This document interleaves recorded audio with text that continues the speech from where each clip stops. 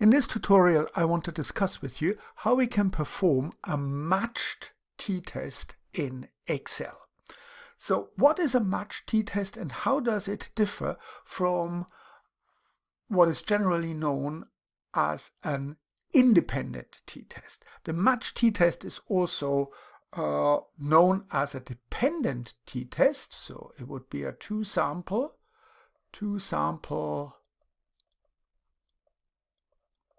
dependent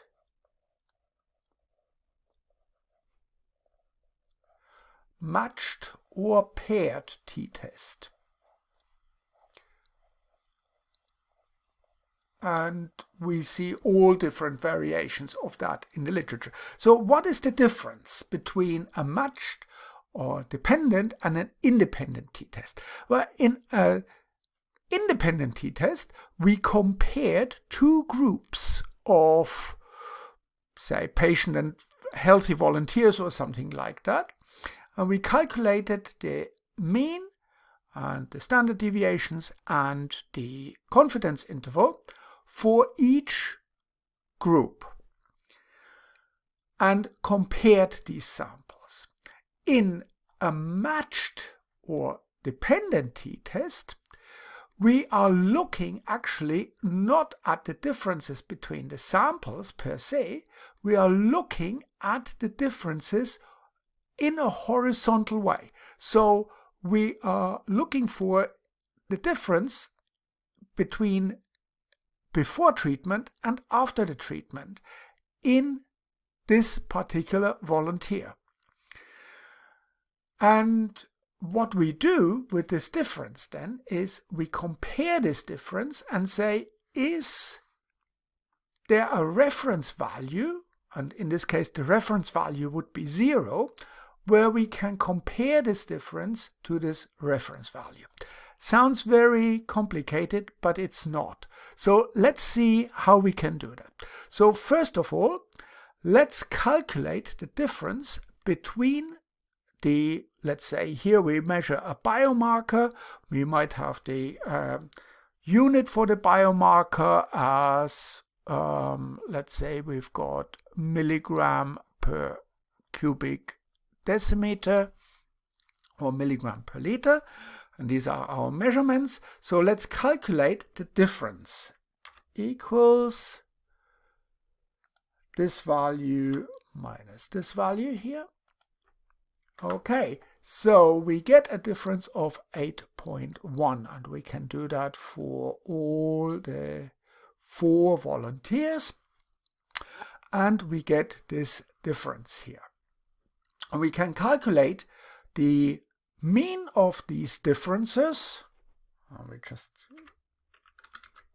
do that quickly. So here that would be the mean of the differences.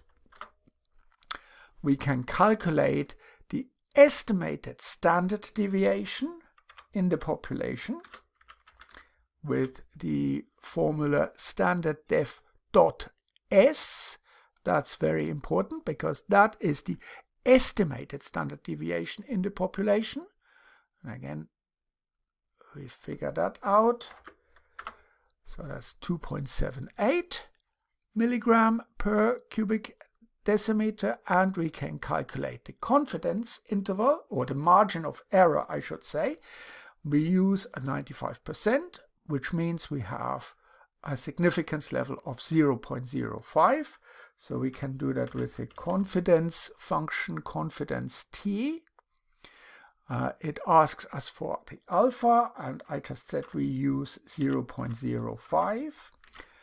We need to give it the standard deviation that we just calculated, and we know that we've got a sample size of 4, and this will give us the margin of error.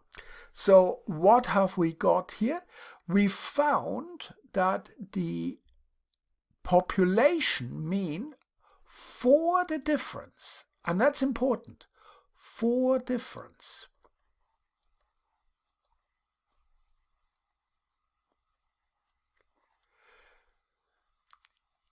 equals 6.05 plus minus 4.43. Realistically, we should round it to 6.1 plus minus 4.4 milligram per cubic decimeter.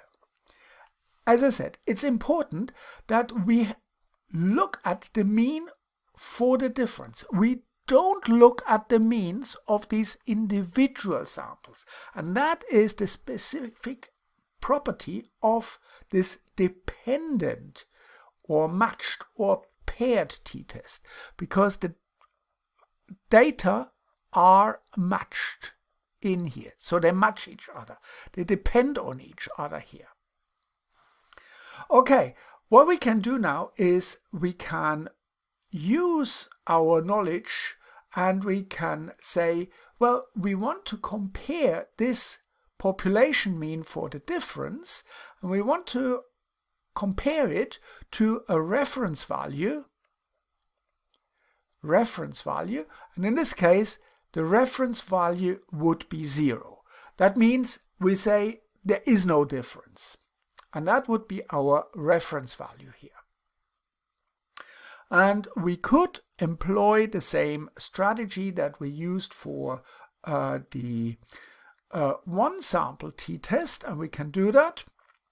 But before we do so, we really need to write down a null hypothesis. So our null hypothesis in this case would be that the population mean for or of the difference equals 0. Or in words, there is no difference in the concentration of the biomarker before and after the treatment, and any observed difference can be fully explained by sampling error. But we are talking about differences, so that is very important here. The alternative hypothesis in this case would be the population mean of the differences is not equals to 0. We would set a significance level, that's our type 1 error, and we would usually set this to probably 5% or 0.05. And we make a decision rule. If the p-value is smaller than our significance level, then we reject the null hypothesis and instead accept the alternative hypothesis.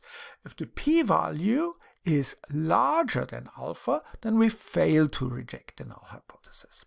So how can we calculate that? Well, we could use our one sample t-test and compare it to the value of 0.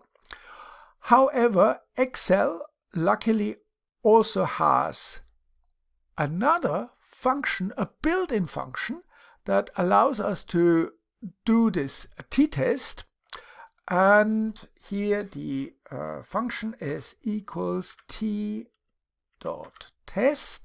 and it starts suggesting things. So we enter array number 1,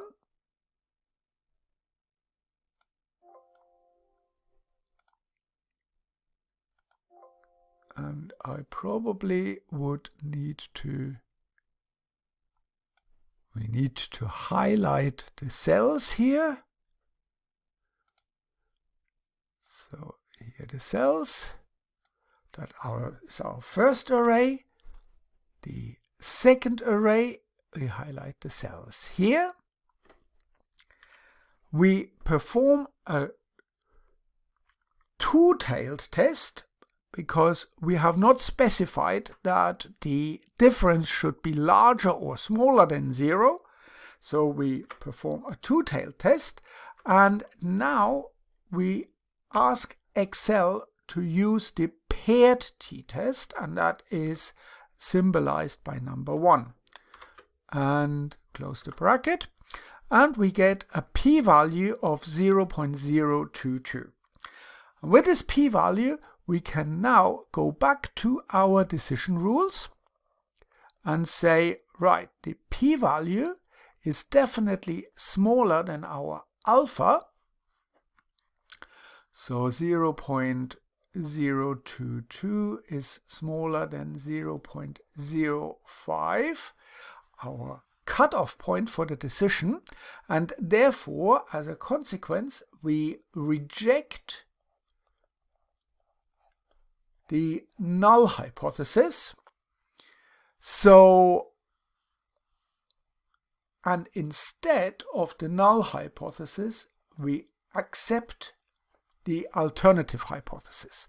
So this means that the difference is not zero between before and after treatment, and therefore we can conclude that the treatment had some effect. Treatment had effect on the concentration of the biomarker.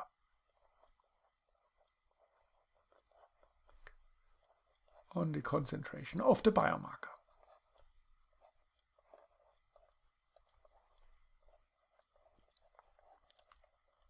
So the really important point for a paired or matched or dependent t-test is that we are not comparing the samples in general. We are calculating the differences horizontally per each volunteer, and then compare the mean of these differences to the reference value, which is 0. I hope this makes sense, and thank you very much for watching.